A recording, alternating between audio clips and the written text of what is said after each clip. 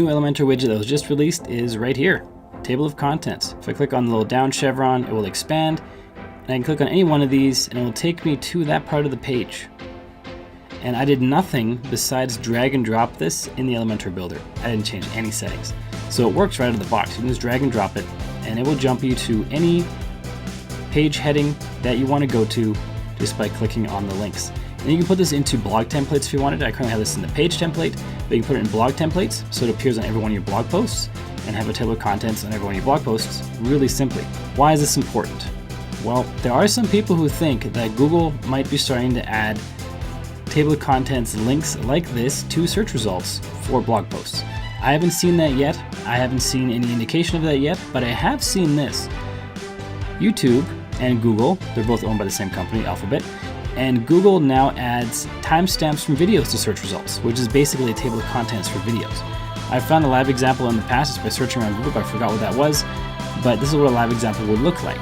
The video up here, and then basically these timestamp screenshots down below with the title of whatever the creator put as the timestamp label inside the YouTube description.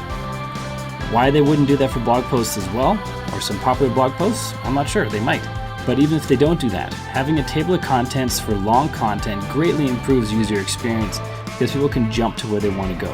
And this is released with Elementor Pro 2.8.2. It's not in the free version of Elementor, it is in the Pro version. And if we head to the Elementor page builder, we are able to find the table of contents right in our widgets list. Here it is right here. We can drag and drop that onto our page. Boom, table of contents done. This is literally all I did for the start of this video. So the demo page we saw with the table of contents was generated. This is it right here. I just drag and dropped it, saved the page, I was done.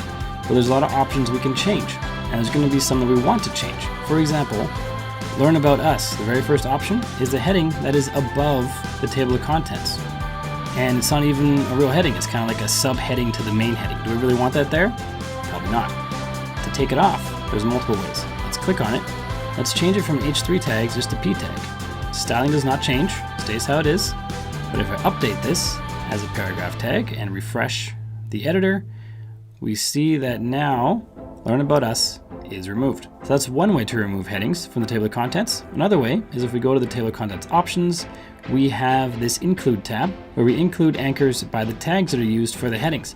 So if we wanted to, for example, remove all H3s, these are H3s right here, these 4.1, 4.2, 4.3. If I just click the X on the H3, boom, those are all gone. If you want them back in, click on H3, it's added back in. We can also choose to gather our headings from just certain containers. So only certain parts of a page will show up on the table of contents. You can define that container in this section right here, or this input field. We can also exclude certain things. So we can add a CSS selector to anything on the page. For example, if we wanted to get rid of this one another way, we could go to Advanced, add a CSS selector under Classes or IDs, and then go back to here, enter that selector, and it'll be removed. Just that individual one, or any one that has that selector applied. So you could have the same selector that you apply in multiple places, and those will all be removed from the table of contents if they are headings. So that's how we can add and remove items from the table of contents. We can change the marker view. Right now it's numbers. We can change it to bullets, which looks like this. We can also have no icons at all, which looks like this. That might be better for a smaller table of contents, but for this big one, it's better to have bullets or numbers because it's more organized. Under Advanced Options, we can wrap long titles. This one goes on 2 lines. Multiple of these go on the 2 lines. If we choose to wrap them, or not wrap them, I mean, they will be on 1 line and have an ellipse, indicating there's more to the title, and it's just not shown here. So we can have that if we want to. We can not allow the minimization of the box, this option right here. To turn that off, click on this yes to make it a no for minimize box. Now it's just open all the time. We can change the icon that we have up here. We can make it no icon at all if we want to, but then people don't know that it can be minimized or not. And in fact, when the icon's gone, I can't click on it to minimize it anymore. So we probably want to have those. I'm going to change it to be this one, just for something different. The double chevron, double angle, whatever you want to call them. You can also upload your own image for this icon using this upload SVG option. You can have this table of contents minimized by default on tablets or mobile, or none, just always open by default, and then they can minimize it when they're on the page. The visitors, I mean.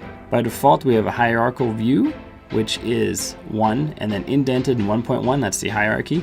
We can turn that off and have all items be a first line item in the menu. We can take advantage of the hierarchy. I think the hierarchy makes sense in a lot of cases because you have sections and then subsections of sections, so I think it makes a lot of sense. And if we wanted to, for example, make this one, Learn Everything About Paris, be a sub-item of This Is Our Passion, we'd go down and change the heading. The hierarchy is based on the headings. So this is that first one. This is the main heading above This Is Our Passion. It's an H2. This Is Our Passion is an H3. Now, if we want everything or Learn Everything About Paris to be under This Is Our Passion, we have to make that an H4. Change that from H3 to H4. Update. Come back to the top and refresh. And now Learn Everything About Paris is 2.1.1, which is a sub-item of This Is Our Passion, which is a sub-item of We Provide Special Tours and Events, or whatever the rest of that title is.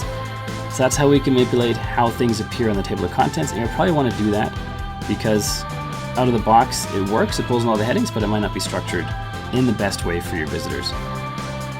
And we can also auto-collapse items. If we turn this on, all the sub-items are collapsed, i.e. they're gone.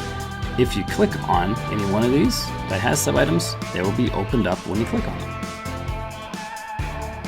Very nice feature. If there are no sub-items, it'll just close and nothing happens.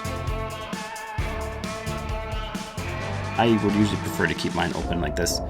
And so with this table of contents, you can add this to your blog post templates, and you can have a table of contents on every one of your blog posts, which is great for user experience. The last thing I want to show you for the table of contents is the title of the table of contents.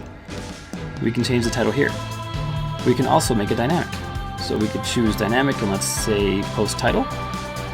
The title of this page is nice page.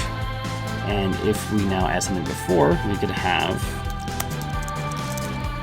table of contents for nice page. And the title of the page will be pulled in dynamically. Maybe that's a little long, maybe just TOC for nice page. And that way we can have a dynamic. A lot of options for dynamics. In fact, everything that's dynamically enabled is available for this field as well. Under style, we are able to style the box, which is the entire thing, the entire table of contents widget. We can style the header, which is up here. We can style the list, which is down here. Under advanced, we have all the advanced options that most other Elementor widgets